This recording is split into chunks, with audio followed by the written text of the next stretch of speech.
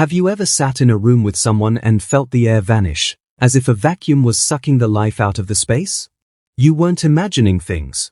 Your body was reacting to a biological predator. Today, we aren't talking about their charm or their masks. We are talking about the clinical decay that claims you when you let them inside your sacred space. Imagine an old house that looks perfect from the curb, but the foundation is being eaten by a silent, aggressive rot. That is the narcissist entering your life.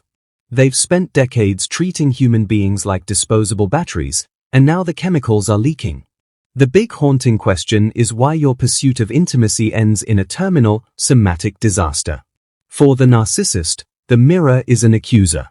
They see their loss of the glow they once stole from you. To fight this, they seek a frantic, high-frequency injection of new life. They are junkies of the skin, and in their pursuit, they lead you into the mouth of the abyss. You thought you were sharing love, but you were actually being used as a biological filter. Why do you end up with psychological scars that feel like physical weight? It's because the predator loses their ability to be picky. As their value drops, they move into darker, riskier territory. They are chasing a phantom of their youth, and they are willing to ignore every red flag to feel a flicker of stolen vitality. They are infecting you with their void. You've wondered why the person who once acted so superior now seems so frantic and brittle. It's because they are experiencing a somatic famine. They have siphoned so many spirits that their own internal system has forgotten how to function. Without a stable source of high-grade empathy, they turn to low-vibration conquests that carry a lethal price tag. This is the secret knowledge they never wanted you to find. They want you to believe they are still the masters of the game, the invincible seducers. But the truth is, they are more dependent on a stranger's touch than a drowning man is on a life vest. Their intimacy is a slow-motion car crash of the ego, and the biological consequences are the stains of the hunt. Think about the psychological weight of being a person who only feels real when someone else is reacting to them. When the world stops looking, the narcissist begins to dissolve. To stop the dissolution, they engage in high-risk behaviors that a healthy mind would avoid. They aren't looking for love. They are looking for a biological reboot at your high expense. They crave the high of the harvest, but they are biologically incapable of processing the energy they steal. Every conquest is just a temporary bandage on a wound that is festering in their soul. As the years pass, the internal rot begins to manifest as a physical reality. They are biohazards of their own choices, carrying the residue of 1,000 betrayals. Stay with me, because we are pulling back the heavy curtains on the narcissist's internal famine. We are going to expose the hidden fears that make their pursuit of free sex a game of biological Russian roulette. This isn't just a story, it is a clinical breakdown of an unraveling monster. You will never look at their need the same way. The power is shifting. This first chapter is your sanctuary of clarity. You've blamed yourself for their distance, but the distance is the narcissist's own decay. They lost the bet the moment you decided your peace was worth more than their dopamine hit. As we move into the breakdown, remember, their physical rot is the most honest thing they have ever owned. The debt is coming due. To understand why the predator falls into biological traps, we must look at the mechanical void of their identity. A narcissist is a human-shaped vacuum with no original signal. They are a collection of stolen echoes. In their old age, the echoes grow faint. They need the high of a new conquest to prove they still exist. It is a fatal need that kills the host. Metaphorically, the narcissist is a high-end hologram that requires a constant stream of data from a projector. You were that data. When you left, the image started to glitch. By the time they reach their twilight, the projector is failing. They are frantically trying to hack into new, unstable networks just to keep the image from fading. This is the lethal error.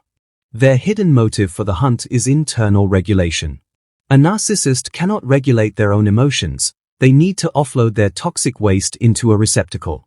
But as they age, the receptacles become harder to find. They settle for anyone, anywhere, regardless of the cost. They are dumping their acid into a world that is starting to dump back into their marrow. We must talk about the narcissistic void as a spiritual hunger that eats character. Because they have no internal pilot, they are blown by the winds of validation. When the physical supply was high, they felt invincible. But in the silence of old age, they flatline. This flatline is a psychic death. Their biological scars are the hardening of their malice into skin. Imagine a star that has run out of fuel. It begins to contract and collapse under its own gravity. That is the narcissist in the end stage of their life. They have burned through all their high-grade supply and their reputation is a ruin. They are isolated in a cold universe of their own creation, frantically searching for a sun to siphon, but they are far too heavy. Their internal chaos is a static storm of projective identification. In the dark, they start to project their own self-hatred onto the world. This is why they become more reckless. They need to turn their biological failures into a war so they don't have to face the mirror. They would rather die of a plague than live in the quiet peace of the truth. They hate silence. The narcissist is a somatic junkie who has worn out their reward circuitry. They've spent decades chasing the dopamine of conquest, but the law of diminishing returns has kicked in.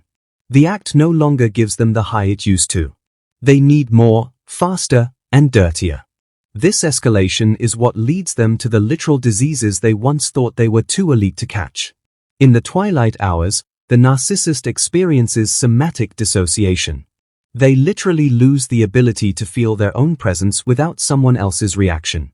They need the friction of another body to convince them they are solid. Without that friction, they feel like they are dissolving into gray static. They are ghosts in a human suit, haunting the living. Deep down, the narcissist finds human vulnerability to be repulsive. It reminds them of their own fragility. They despise you for the very love you gave them. But in their old age, the disgust is splashbacking. They are disgusted by their own skin. They are drowning in a sea of self-loathing, and every hand they reach for in the dark is a hand they already bit. The psychological breakdown reveals an abuser as a closed system running out of energy. They are cooling down to absolute zero. Their biological decay is the final, frantic motion before the freeze. As we move into the turning point, you will see what happens when the empath finally switches off the lights. You are going to see the power shift from ghost to sun. The dramatic turning point arrives when the predator realizes they can no longer pass for human. It happens the moment they realize their charm has curdled into a visible desperation. They are no longer the one choosing, they are the one begging. This is the psychological plot twist they never saw coming. The hunter has become the scavenger, picking through debris. Watch the narcissists panic when the high-value mirrors refuse to reflect them. They are addicts who have been cut off by the elite dealers. They try to hoover everyone from their past, but the bridges are burnt. This stillness is traumatic to the predator. They scent their own irrelevance in the air. They realize they are no longer the main character of the play. This is the moment of internal sovereign alignment where you realize the abuse was a filter they placed over your eyes. You take the filter off and see the abuser for what they actually are, a small, frightened, empty shell screaming for attention. The rot is visible now. You don't feel anger anymore, you feel clinical observation. You are now the scientist here. When rage fails, they pivot to strategic victimhood. They will use their biological illnesses, the very ones they caught through recklessness, to guilt-trip you into returning. They are frantically trying to load the syringe of their shame and inject it into your compassion. But you see the calculation. You recognize the performance. By naming the demon, you win. The silence of the empath becomes the acid that accelerates the rot. Without your empathy to heal the wounds they self-inflict, the abuser's internal injuries fester. They start fighting with the nurses, the neighbors, and the strangers. They are spiraling into chaos because they cannot exist without a calm center to disturb. You have finally cut the anchor. They attempt a malignant discard to save the last shred of their ego. They announce to the world that you are the problem, that you are the one who is sick. This is a psychological confession of their own internal failure. They are projecting their own biological death onto you. But you are relieved. You accept the discard like a promotion. You watch them walk out. Show the shift in the energetic signature of your life. The moment the abuser is gone, the space sanctifies. You strip the bed, you burn the sage, and you open the windows. You realize that the plague was a contagion they brought into your temple. Now that the carrier is gone, your vitality returns. You breathe into your center and feel your own sovereign spirit. This is a psychological shift. You forgive the vessel for absorbing the rot. You realize your body was just trying to survive a toxic spill. You nurture the flesh with self-respect. You realize the relationship was a dark initiation that forced you to find your internal sword. You thank the trauma for breaking the mirror. You have finally graduated from the dark. This is the moment of total detachment. You look at the past and you don't feel pain, you feel physics. You see the mechanism of the energy transfer. The abuser is a name you barely remember. They are a minor malfunction in the great machine of your evolution. The turning point is absolute. You are inhabiting your life with an intensity that is terrifying. Home. As we move into the collapse, remember, the abuser depends on your reaction to stay three-dimensional. By withdrawing your focus, you have deleted their existence in your universe. They are going to panic and burn their own world down to get your attention. But you are no longer the firefighter. You are watching from the high ground, safe in your sovereignty. The collapse of the narcissist is a spectacle of absolute void. When the empath stops absorbing the rot, the abuser's false self shatters from the internal pressure of its own nothingness. They experience narcissistic mortification, the psychic death they've been running from since childhood. You will see them acting out with manic recklessness. The mask is melting. Their social consequences are swift and public. As the recovered empath moves through the world with quiet dignity and icy indifference, the abuser's smear campaign evaporates into the stench of desperation. The truth has its own gravity. People start seeing the pattern of the withered victims the abuser leaves behind. You are the witness who survived the autopsy. The internal panic of the abuser becomes a manic screaming for new supply that no longer exists in your space. They look for you in every face they exploit, but no one can reflect the God image you once gave them. They are starving for the high-grade empathy your energy used to provide, but the pharmacy is closed. They killed the golden goose for their own sport. Watch the harsh truth of their new life. They look old. They look gray. They look brittle. The life force they stole from you has expired, and they have no internal reactor to generate more. They are cursed to repeat the same loop with lesser souls until they draw their last breath. They are trapped in a body that is closing down, haunted by the memory of the sun. The tone is brutally cold and analytical. The abuser is a parasite that underestimated the resilience of the empath. By moving on spiritually, you have executed the predator. They are the walking dead, carrying the corpse of their own ego. They hate you for surviving their spiritual warfare. Every breath of peace you take is a poison to their delusion.